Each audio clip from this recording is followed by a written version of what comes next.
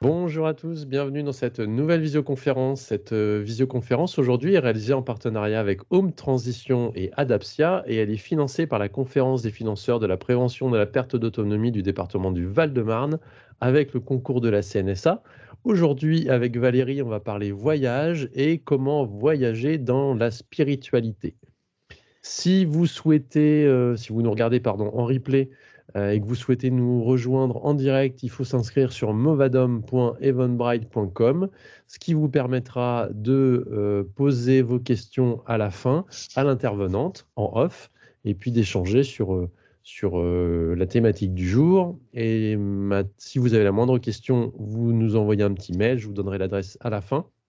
Et si vous êtes en direct, n'hésitez pas à lever la main, à mettre un petit mot dans la barre de conversation, pour poser une question et moi, Valérie, je t'interromprai, pour, lire les questions directes, Ça marche. et si c'est trop compliqué, on les lira à la fin. D'accord, hein. Je Oui, te faites pas de laisse, questions trop compliquées, s'il vous plaît. ouais, Non, c'est je ça. plaisante. On va rester sur le thème du voyage, pas sur le thème de la spiritualité. Je te laisse prendre le contrôle des diapositives, te présenter OK, ça rapidement et marche. dérouler. Eh bien, écoutez, bonjour à tous. Voilà, j'ai le plaisir de vous retrouver pour cette, nouvelle, conférence. Donc je suis, agent de voyage et tour opérateur, donc je crée des voyages et l'agence, s'appelle Travelage. Elle est exclusivement dédiée aux personnes, retraitées, voilà, avec une formule, tout à fait, confortable pour qu'on puisse, continuer à voyager, quel que soit, son âge, hein. Voilà, donc je vais, débuter, cette visioconférence, voyager dans la spiritualité avec un joli paysage, des Pyrénées. Alors faut que tu On ver cliques sur prendre le contrôle alors, tac, tac, tac, excuse-moi, ou contrôler, ça doit être contrôler, toi. ah, il est en haut, voilà, c'est Voilà, juste que je parfait. OK, impeccable, super. Alors par contre, j'ai toutes les petits slides qui s'affichent en bas. Du coup, le mien n'est Alors pas assez grand. tu Faudrait que peux je tu peux cliquer sur les 3 petits points, ouais, c'est ça. en bas. Masquer le mode Voilà, présentateur. c'est ça. Super, merci Pascal. Donc voilà, c'est parti pour, notre, voyage, notre petit tour, dans la spiritualité avec quelques propositions de voyage et ce que ça peut représenter, voilà pour chacun, que de s'aventurer dans ce type d'expérience. Donc je vous ai mis une petite photo, d'Otakam dans les Pyrénées. Je trouve que les paysages sont inspirants, voilà, et quand on marche aussi, vous allez voir, je vais vous décliner plusieurs, idées et celle-ci, m'inspirait, tout particulièrement. Alors, je vais essayer de vous donner un petit peu de contexte par rapport à ce dont on parle en termes de, voyage spirituel et voyage religieux. On n'est pas tellement loin, c'est pas la même chose. Voilà, mais on peut se dire que déjà depuis les années 2000, il y a eu quand même, une forte remise en cause des religions, traditionnelles avec, en grande partie, j'allais dire, une désaffection, de tout ce qui est, pratique, religieuse et même, des lieux de culte. Voilà, entre le fait qu'il y ait une vie, trépidante, et cetera et puis, l'arrêt, brutal avec les 2 années où la pandémie a été présente, une espèce de repli sur soi. On avait le syndrome de la casa, si je me rappelle bien, ou de la casa, je crois que c'est en espagnol qu'on le dit. Voilà, donc bah, effectivement, les rythmes de vie ont commencé à bouger un petit peu, les lignes et on se rend compte que, tout ce qui est d'ordre, le matérialiste, en fait, satisfait plus toujours, en fait, les recherches que les personnes ont en termes, ben, d'intérêt à leur existence et particulièrement au voyage et au tourisme. Donc voilà, on a eu un certain nombre de développements, en fait, d'activités touristiques, qui se sont tournées, vers la spiritualité, hein, depuis une vingtaine d'années. La recherche du bien-être, c'est quelque chose qu'on connaît et maintenant qui est vraiment, très répandu dans la société aussi. Alors c'est au sein du voyage, mais ce sont aussi dans des activités, évidemment, quotidiennes. Et puis on a un intérêt effectivement à aller, comprendre, les cultures, voilà, qui traversent en fait, toute notre, planète. C'est là que se crée aussi, de l'ouverture aux autres et à la spiritualité quand il s'agit de rencontrer les autres et le désir, à la fois, ben, de quitter son quotidien, de voyager, de s'aventurer, c'est aussi, ouvrir, j'allais dire, des portes, en termes de réflexion, mais aussi pouvoir faire le point point sur sa vie en laissant derrière soi, en fait, des choses et puis, certainement, trouver, matière à réflexion et à retrouver de l'énergie, en fait, pour continuer à avancer, dans la vie. Donc, finalement, il y a pas mal de choses qui peuvent se passer en termes de voyage. Dans ce que j'ai repéré en termes de besoins pour, les personnes qui ont ce type de recherche, il y a un besoin en fait d'accomplissement. C'est vraiment de donner du contenu en fait au voyage, aux vacances, d'une autre manière. C'est pas juste aller à la plage, consommer et cetera, mais c'est vraiment, donner un point de vue physique et intellectuel et aussi être, dans une forme d'authenticité, d'être dans le vrai. Quand on, rencontre, ne serait-ce que, les habitants, localement, quand on, va effectivement, vers, des musées où on va vous raconter l'histoire d'un peuple, voilà, de pouvoir échanger avec des médiateurs culturels, voilà, ça peut être, assez, riche en termes d'expérience. Donc on parle beaucoup de tourisme expérientiel, hein, depuis, quelques années. On cherche de la nouveauté, on cherche du vécu, on cherche du ressenti aussi. L'idée étant, de pouvoir, se ressourcer en se tournant vers la spiritualité. Peut-être de revenir, du voyage avec un regard neuf. Moi, j'ai tendance à penser qu'on est, toujours un petit peu changé quand on rentre, d'un voyage. Ça ouvre, toujours des perspectives et puis, cette perspective, qui s'ouvre, en fait, elle peut avoir un impact, sur notre vie quotidienne.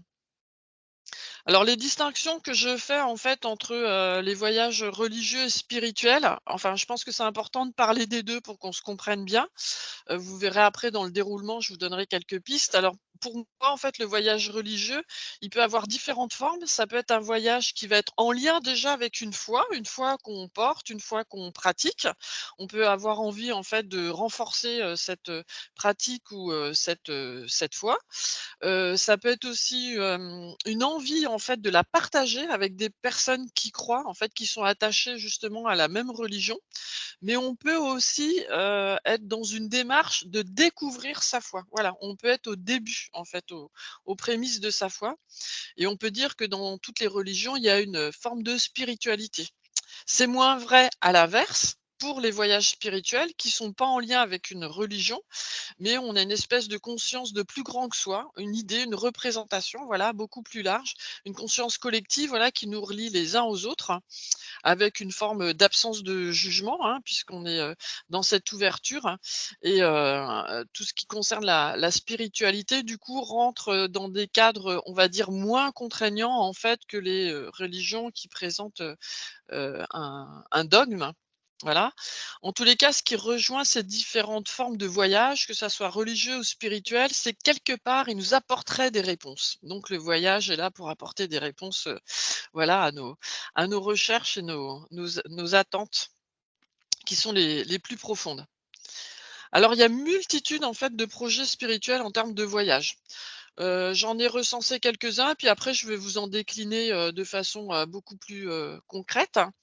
Alors il y a l'idée effectivement de s'immerger dans une démarche religieuse ou spirituelle d'un peuple, aller à la rencontre effectivement, d'un peuple.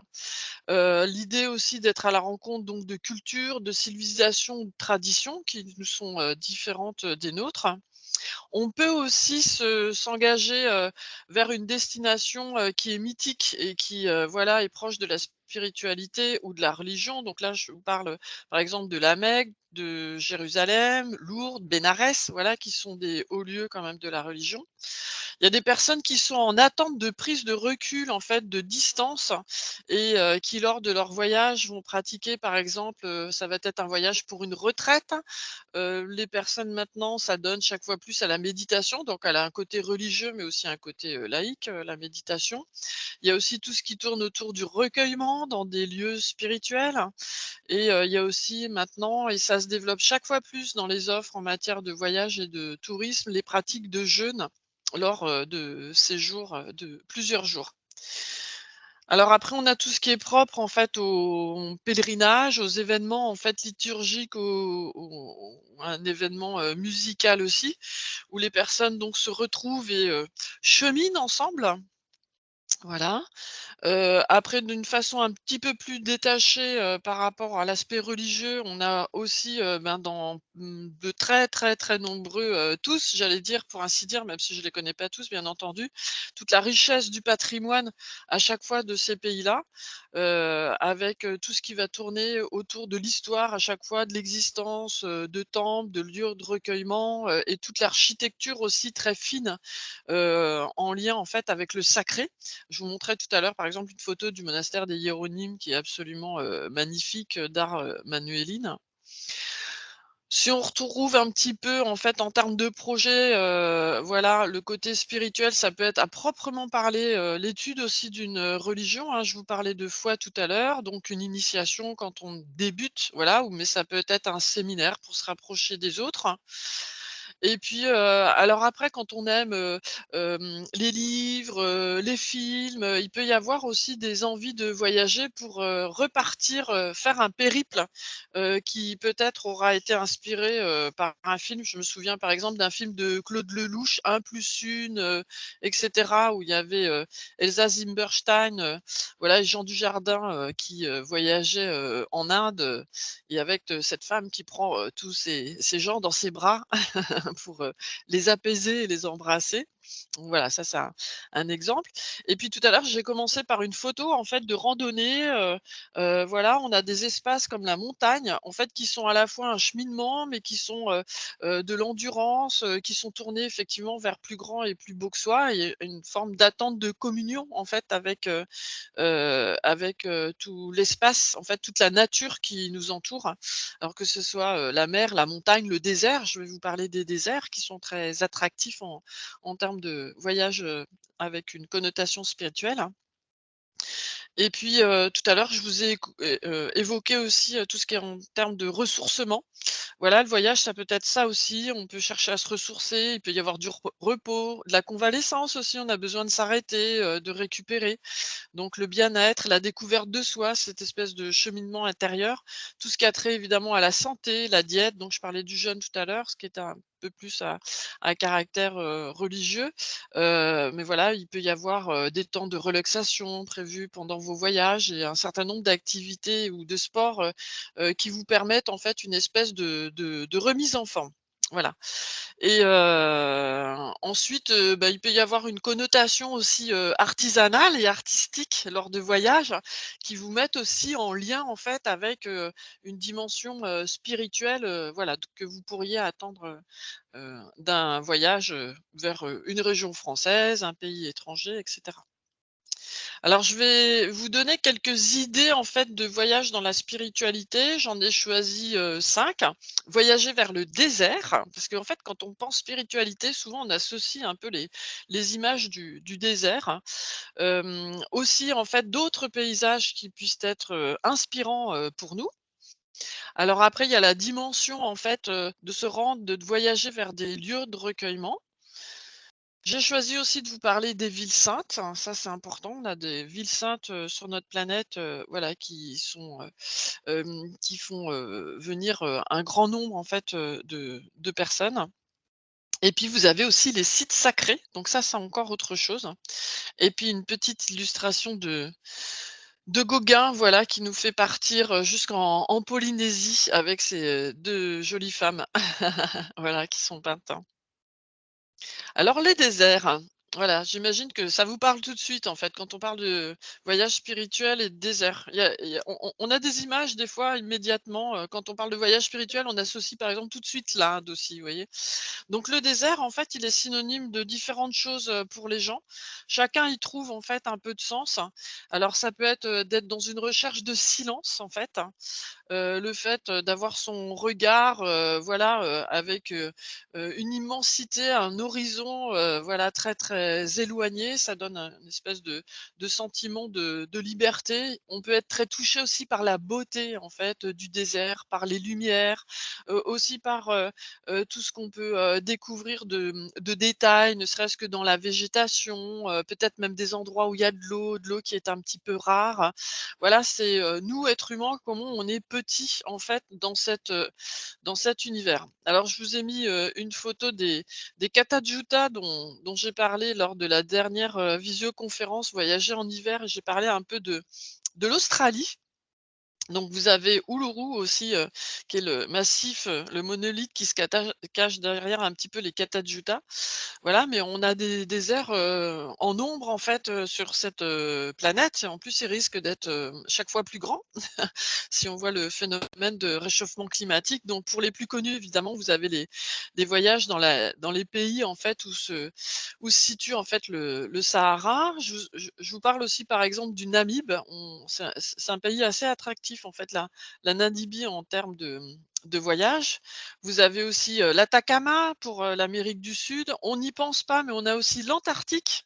Quand on parle de désert, voilà Pascal qui s'est rapproché des glaciers récemment.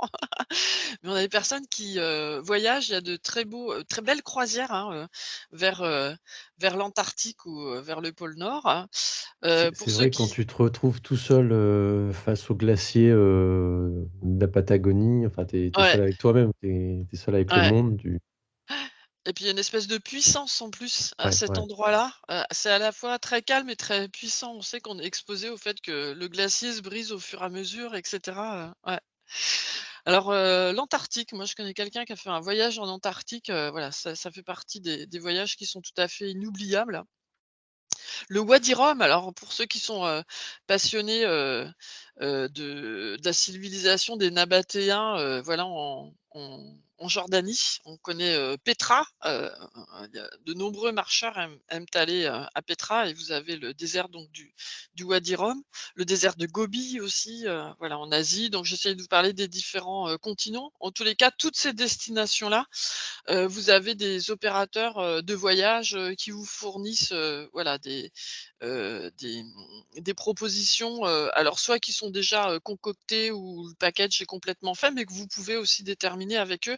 Tout à fait à la fin, il y a un slide avec un bon nombre d'agences de voyage, auxquelles vous pouvez, vous adresser. Donc voilà pour cet espace, régénérant, et si grand, que sont les déserts. Alors après, je vous parle un peu de paysages, inspirants. Moi, j'aime bien cette idée qu'en fait, on soit, comment on va dire? Dans un état de contemplation, de quiétude, de lenteur, voilà, quand on regarde effectivement la nature autour de soi. Donc ce sont des lieux qui sont plutôt propices justement à la méditation ou au moins l'apaisement. Avec ce sentiment de communier avec, la nature, hein. Souvent, elle est un peu à l'écart, en fait, de nos vies et là, de se retrouver, à la montagne ou en bord de mer ou en pleine mer, voilà, ça crée évidemment de nouvelles sensations et toujours avec ce désir dans cette dimension spirituelle d'être en connexion avec, voilà, des espaces qui sont, tellement plus grands que nous.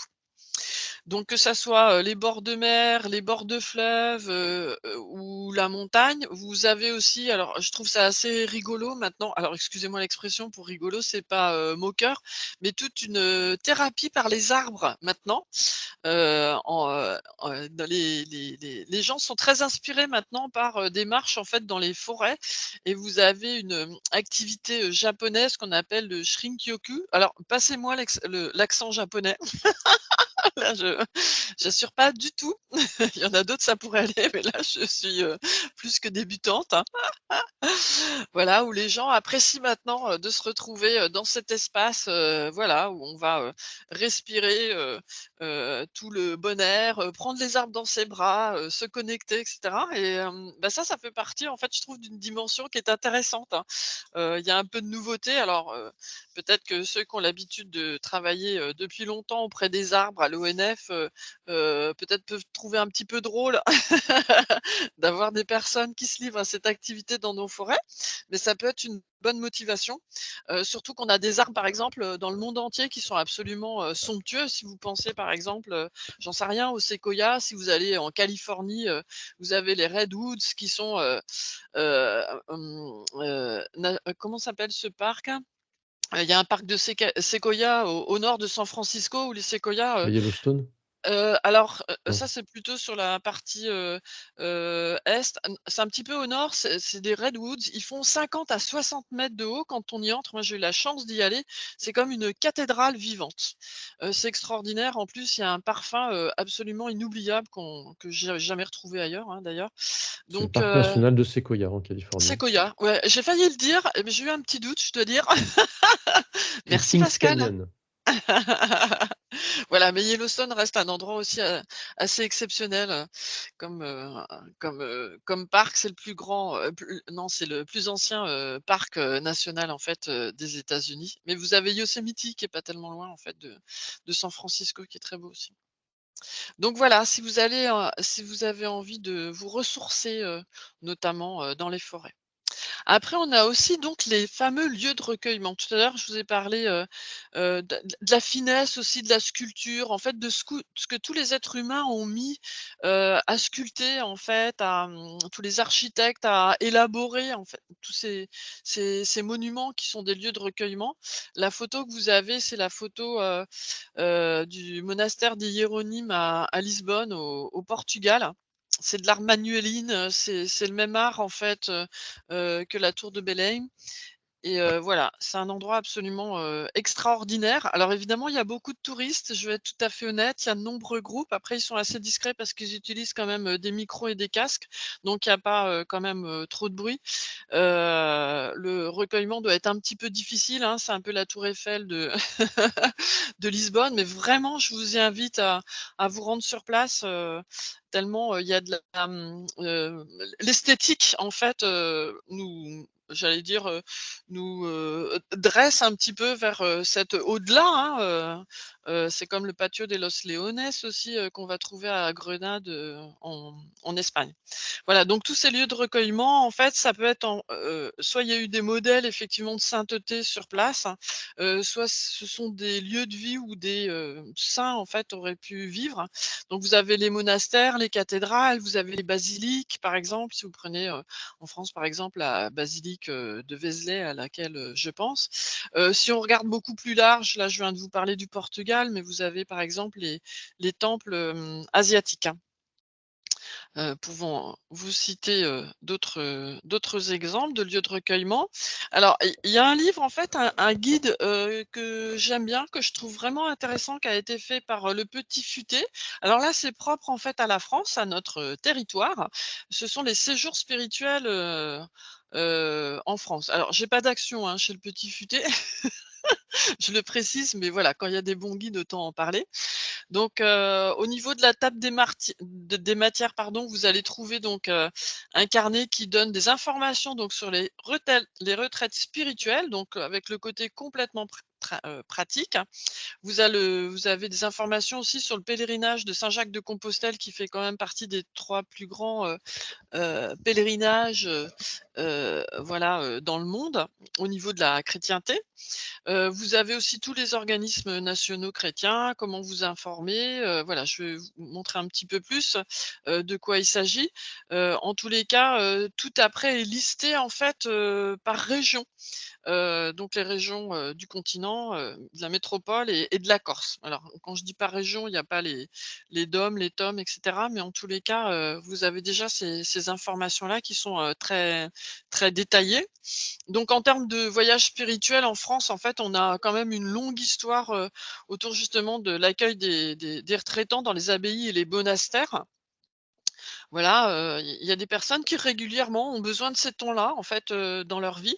Donc c'est quitter son quotidien, changer de région, voilà, avoir, du temps de silence, du temps de prière, voilà, être, dans une situation où on a à la fois, du calme, de la paix en termes, voilà, d'esprit, mais aussi des échanges aussi sur place, peut-être pour mieux se comprendre, se retrouver et cetera. Et puis, les échanges aussi, peuvent aussi, se concrétiser, en participant aussi aux tâches des religieux et des religieuses, voilà, qui peuvent accueillir, en fait, les retraitants. Donc là, vous avez une jolie photo de Provence de Notre-Dame de Sénanque, hein.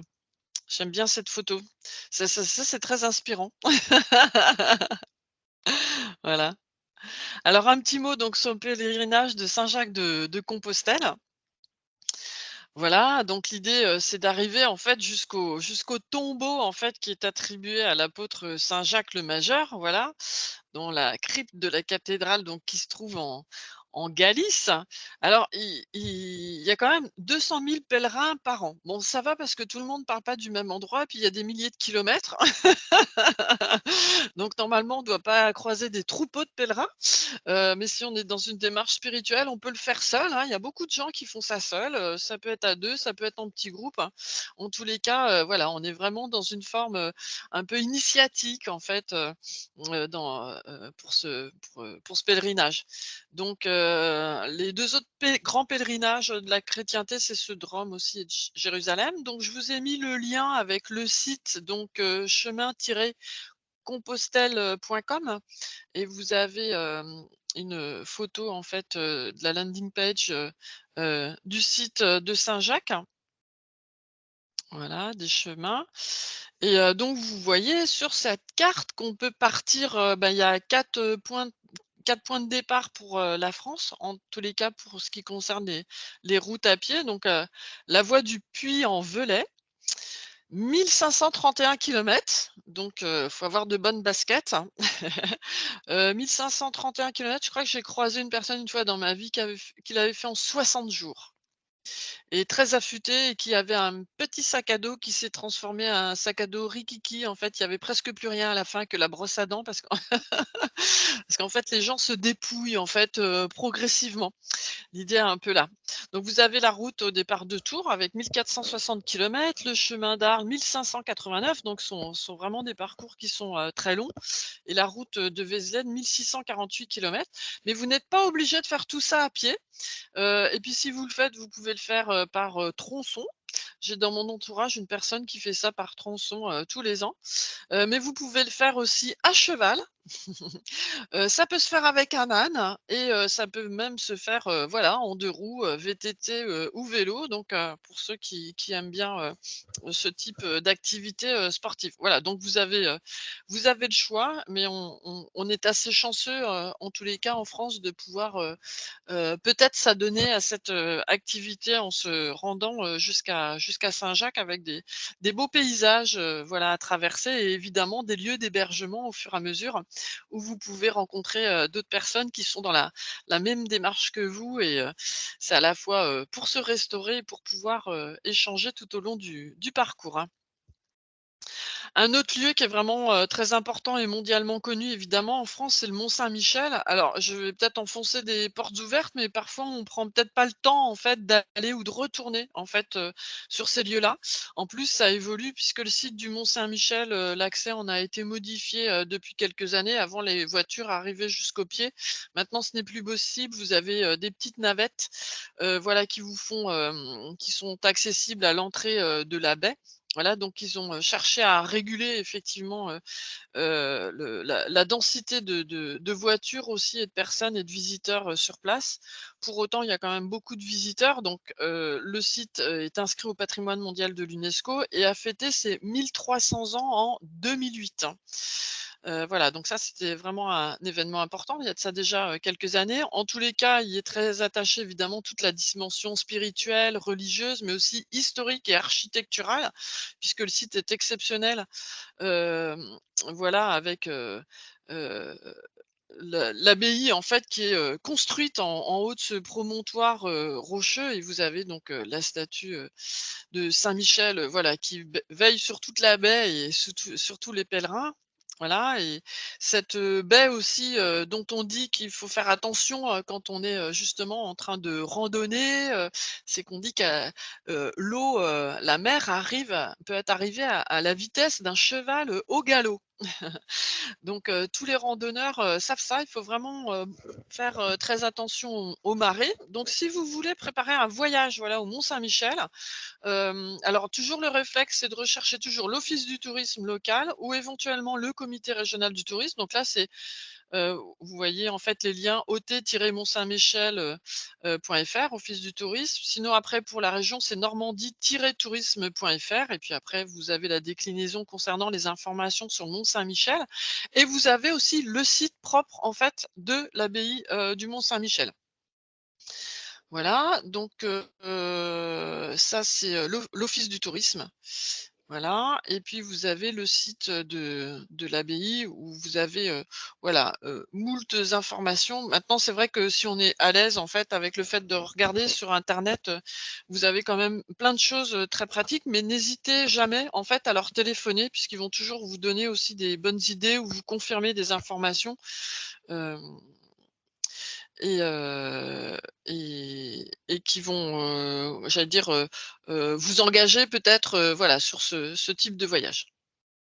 Alors je voyais, en fait, j'étais un peu troublée. «Merci pour la visio, je vous quitte, mais elle ne correspond pas à mes attentes». Du coup, je sais pas c'était quoi l'attente de la personne. Je sais pas non plus. La visio partie. OK. Alors j'ai retrouvé un article dans le Figaro, en fait, parce qu'on parle du Mont Saint-Michel, mais il proposait, en fait, de faire un week-end spirituel, en Normandie, mais avec 2 autres abbayes auxquelles on pense jamais. Alors peut-être c'est justement le moment, en fait, d'élargir dans une démarche un petit peu plus grande au niveau de la région. Et donc, il citait 2 autres, abbayes que je ne connais pas, à tout vous dire, mais dont je vous livre les noms. Donc l'abbaye Notre-Dame de Grâce de Briquebec et l'abbaye Notre-Dame de Protection de Valognes. Alors je ne sais pas si certains d'entre vous, en fait, les connaissent, mais visiblement ça pourrait être une bonne idée, si vous vous déplacez, dans la région, pour aller voir le Mont Saint-Michel, peut-être de passer voir, ces 2 abbayes. Voilà, après on a, donc peut-être le projet en fait d'organiser, enfin de partir en voyage vers des villes saintes.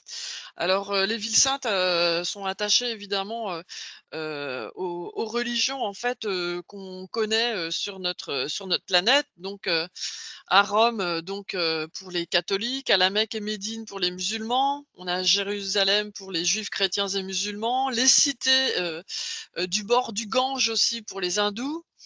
Le temple, alors là, j'ai dû faire, une erreur. Le temple Lore à l'Amritsar pour les Sikhs, excusez-moi. Je pense qu'il doit y avoir une petite, il doit y avoir une coquille. Il y a un poussin qui a laissé une coquille, dans ce mot-là, je pense, hein. Et là, vous avez la photo, en fait, à Salt Lake City, en fait, de l'église, pour les mormons. Voilà, donc ça peut être une vraie motivation, que de se rendre en fait une fois dans sa vie, sur, sur les lieux en fait d'une ville sainte, soit parce qu'elle est en lien avec votre religion ou aussi parce que vous voulez découvrir une autre, religion. C'est bien en fait de s'intéresser à ce qui se passe, dans la religion des autres. Ça permet à peut-être, d'un peu mieux se comprendre, hein. Alors, Voilà. j'ai regardé, c'est le temple d'or, D D'or, apostrophe O R. ah voilà, c'est le temple d'or, effectivement. Donc je corrigerai ma coquille après, mais merci Pascal. Voilà. Et je voulais vous parler aussi donc aussi des sites sacrés. Donc on n'est pas sur, forcément l'aspect religieux, mais là pareil je me suis inspirée puisque c'est le mot du jour, avoir, des choses qui nous donnent de l'inspiration, d'un numéro hors série en fait que j'ai, du National Geographic, un hors série en fait de cette, fin d'année qui est absolument magnifique. Tant par les photos parce que National Geographic déjà font de très bons magazines, que sur les idées en fait, qui y sont données. Donc là, vous le trouvez encore en kiosque puisqu'il est, c'est le numéro de décembre et janvier, donc 2024, décembre 23 de janvier 2024. Donc ils ont intitulé «Ces hauts lieux de la spiritualité qui nourrissent les croyances à travers, le monde», hein. Donc c'est le projet en fait de ce hors-série. Donc là, vous avez Uluru, voilà, qui est un site sacré, pour les aborigènes en Australie, là, qui figure, sur la couverture, hein. Et j'ai choisi en fait, 5 lieux. J'ai essayé qu'ils soient un petit peu répartis en fait, au niveau des continents. Voilà pour se rappeler peut-être qu'il y a des lieux auxquels on pense, et qu'on n'associe plus toujours à la spiritualité parce que parfois ils sont très visités, puis certains qui sont complètement à découvrir. Et j'ai choisi en fait, Stonehenge, en Angleterre. Voilà, qui est en fait, heu, un lieu en fait dont on cherche encore, j'allais dire, un peu le sens. On sait que c'est un lieu qui est important. On y voit à la fois un calendrier astronomique, voilà, en fonction effectivement, du solstice, de l'alignement, du soleil et tout et cetera. Voilà, il y a une recherche en ce sens-là, en termes de compréhension, ou aussi peut-être même de temple, hein, pour le culte du soleil. On sait que c'était aussi, des voies aussi, parce qu'on oublie ça, ça c'est le côté un peu, terre à terre, mais tout ça, souvent c'était sur des lieux, d'échange et de commerce. C'est un des aspects en fait de Stonehenge. Voilà, il y a d'autres sites en fait, à proximité. Donc c'est un site qui est très facile et très agréable à visiter. C'est assez organisé de façon, très simple, avec un petit passage, voilà, pour vous rendre sur le site, qui est évidemment, protégé, comme le sont par exemple, le site comme l'est par exemple le site de Carnac, en Bretagne, pour ne pas déceler évidemment, les menhirs. Donc là, vous avez 122 pierres, elles ont pas toutes été, déposées en fait, installées, j'allais dire, au même moment. Alors vous avez le terme de henge, je crois que c'est du norvégien. Donc c'est un tertre circulaire qui est entouré en fait donc d'un fossé, voilà, sur, lequel les pierres ont été, disposées. Donc c'est un site qui est déjà ancien. On l'évalue, en termes de datation à 3000 ans, avant, Jésus-Christ. Et puis, il a été progressivement, j'allais dire, équipé par différents, matériaux. Au départ, c'était, uniquement de la terre, après avec du bois, et ensuite ils ont installé des pierres bleues. Voilà, ça j'aime bien. Et ce site se trouve près d'une ville pour, localisée en Angleterre, Salisbury, hem, qui a d'ailleurs, une très belle, cathédrale que j'aime bien. Voilà. Et après j'ai découvert, des sites en fait dont j'avais, jamais entendu parler, en fait, des sites sacrés en fait de l'Ouest américain, qui sont en lien en fait avec les populations, amérindiennes. Voilà. Alors, il y a de nombreuses nations, hein, amérindiennes, je crois qu'il y en a plus de 200, si je me rappelle bien des choses que j'ai pu lire il y a un petit moment. Bon, évidemment, on connaît les Apaches, les Navajo, on dit même, et cetera.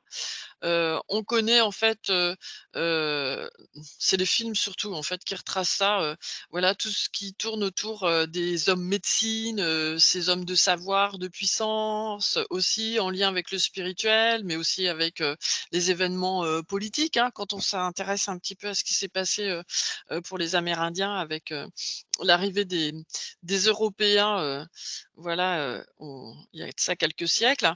Et puis ce sont aussi des hommes qui pratiquent des pèlerinages, et il y en a, toujours, hein, parmi les Amérindiens, donc qui vivent, aux États-Unis. Donc vous avez en fait les Five San Francisco Peaks, donc dans le nord de l'Arizona, et le plus haut sommet, vous l'avez là en photo, en fait, c'est le pic Humphreys, que je trouve absolument magnifique, hein.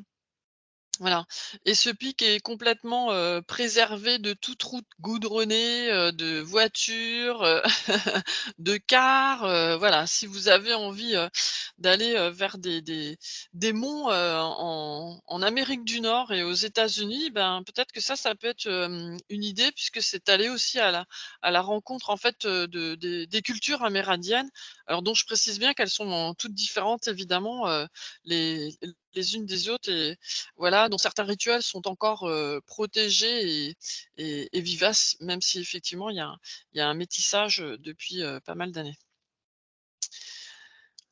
Ensuite, alors là, c'est vraiment, je vous disais au début, quand on parle de voyage dans la spiritualité, on pense à un pays, c'est l'Inde. C'est un espèce d'incontournable, hein. Voilà, l'Inde, et c'est, 1 000 000, non, 1,3 milliard d'habitants, si je me rappelle bien, un petit peu plus peuplé en fait que la Chine. Donc voilà, c'est un pays qui est grand, voilà, qui a de nombreuses régions, et il y a un lieu en fait, que tout le monde connaît, mais ne connaît de vue, ou alors, sont chanceux, qui nous suivent aujourd'hui, sont peut-être allés, voir en fait le Taj Mahal, qui est une pure merveille en fait de beauté. Voilà, et puis qui est comblé, j'allais dire, d'une espèce de dimension romantique autour, de ce tombeau, en fait, qui a été, créé, donc c'est, un témoignage d'amour, voilà, d'un empereur moghol pour son épouse, morte à la naissance de leur 14e enfant. Imaginez donc 14 enfants. Voilà, et ce temple est absolument magnifique. Donc Taj Mahal, à proprement parler, en persan, veut dire palais, de la couronne, et la création, architecturale et la richesse, en fait, de ce lieu est absolument extraordinaire, de par, sa symétrie, les fameuses colonnes, la couleur du marbre, toutes les pierres précieuses qui sont incrustées, tout le miroir d'eau, en fait, voilà, où se reflète le Taj Mahal, voilà, et ça attire évidemment, de très, nombreux, visiteurs, voilà, pour ceux qui vont faire, en fait, un voyage en Inde, hein. Voilà, donc ça, c'est vraiment une belle destination. Et puis, alors pour rester en fait en Asie, toujours en lien en fait avec, les religions et les mouvements en fait spirituels sur place, vous avez ce qu'on appelle les 5 montagnes vues, alors pareil pour mon accent, chinois, hein, je pas mieux que le japonais, donc Wuyue, Wuyue, mais bon, vous l'avez sur les sous les yeux. Donc l'idée, c'est qu'il représente en fait les 5 directions cardinales, donc selon le feng shui. Peut-être certains d'entre vous connaissent le feng shui, voilà, pour une manière, j'allais dire, d'équilibrer les énergies dans votre appartement ou votre maison. Donc on a 5 monts, le mont Heng, le mont Hua, le mont Song, le mont Heng et le mont Tai. J'ai mis 2 fois Heng. Par contre, là, il y a une nouvelle coquille. Allez, je vais le débaptiser, on va dire qu'il s'appelle Hang. Bon, c'est une approximation du moment. Et en fait, pour chacun d'entre eux, l'idée, c'est que, ils symbolisent, en fait, toutes les démarches, en fait, pour les bouddhistes, tous ceux qui sont attachés au taoïsme, au confucianisme, et cetera. Donc là, vous avez en photo, en fait, le montagne, hein, et donc nombreux sont les Chinois, voilà, qui font, des pèlerinages, hein, voilà, puisqu'ils accordent, en fait, à ces lieux, en fait, des pouvoirs, surnaturels qui protègent, en fait, ce territoire en Chine, reste un vaste pays. Voilà, et puis, là, je m'échappe directement, vers, l'île de Pâques. Je sais pas, ça sera peut-être le prochain voyage pour Pascal?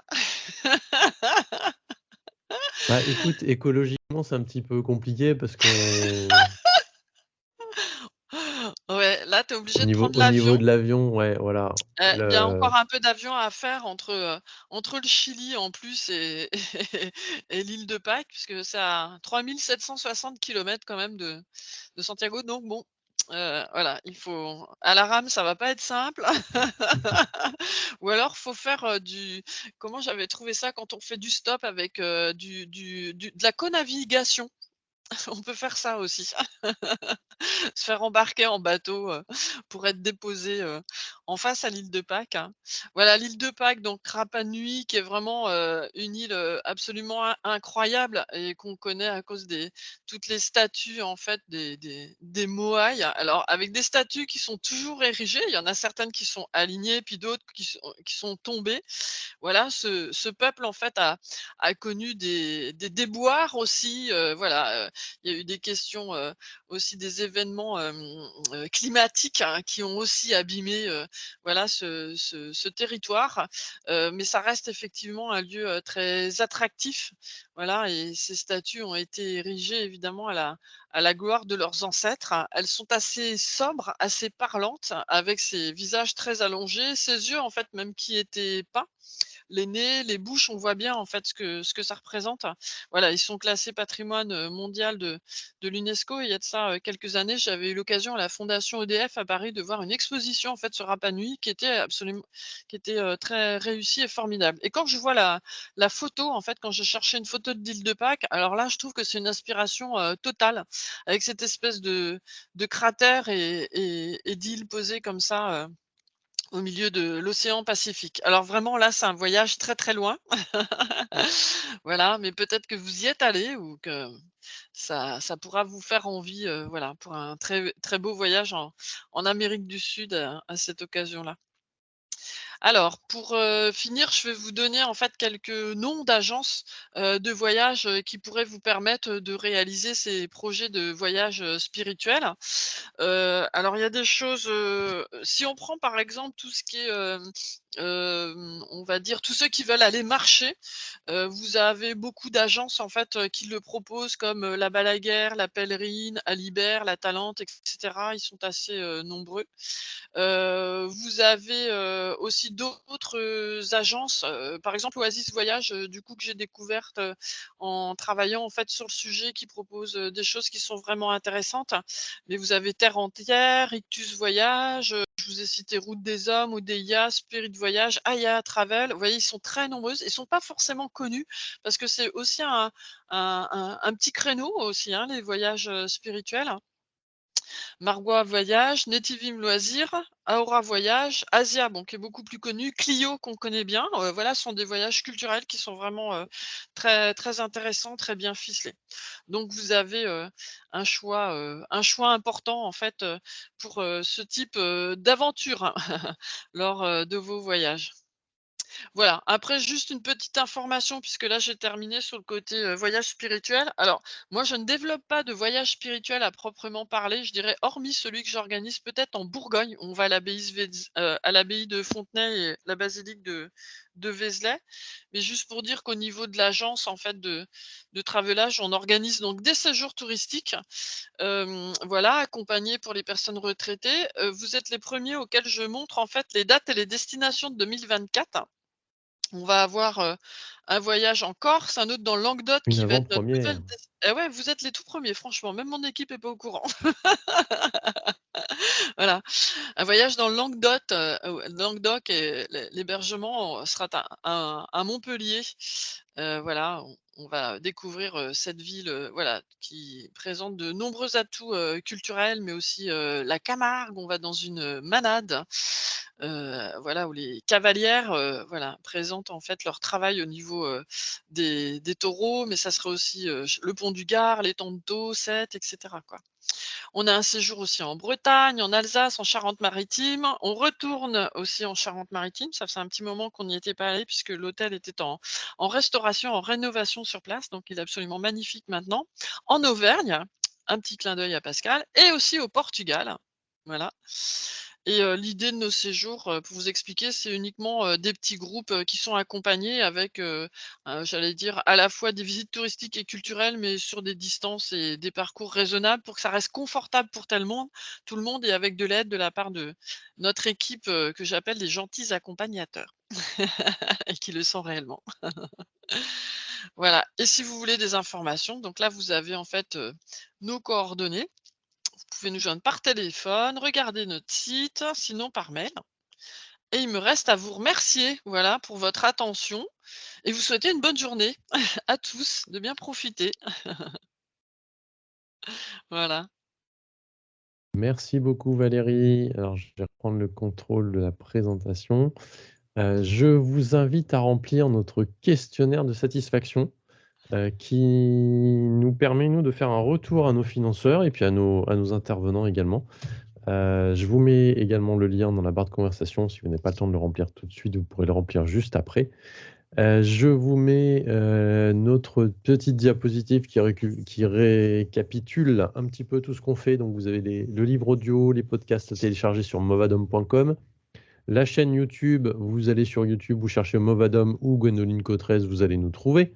Et puis, pour vous inscrire, c'est pour nos prochaines visios, c'est sur movadom.eventbrite.com. Vous arrivez sur un espèce de calendrier avec toutes les visios que l'on propose et vous pouvez vous inscrire à toutes celles que vous souhaitez. Et notre prochaine visioconférence, c'est jeudi. On parlera avec Laure d'équilibre alimentaire et de diabète. Comment mieux manger pour prévenir le diabète ou comment mieux manger une fois qu'on a le diabète et éviter de différents problèmes. Voilà, donc ce sera jeudi 14 décembre à 10h30. N'hésitez pas à nous rejoindre. Encore merci à la conférence des financeurs de la prévention de la perte d'autonomie du département du Val-de-Marne. Merci à la CNSA. Si vous avez la moindre question, un petit mail à contact@movadom.com et on se retrouve dans quelques secondes pour ouvrir vos micros et poser vos questions ou témoigner. Merci encore beaucoup, Valérie. Mmh.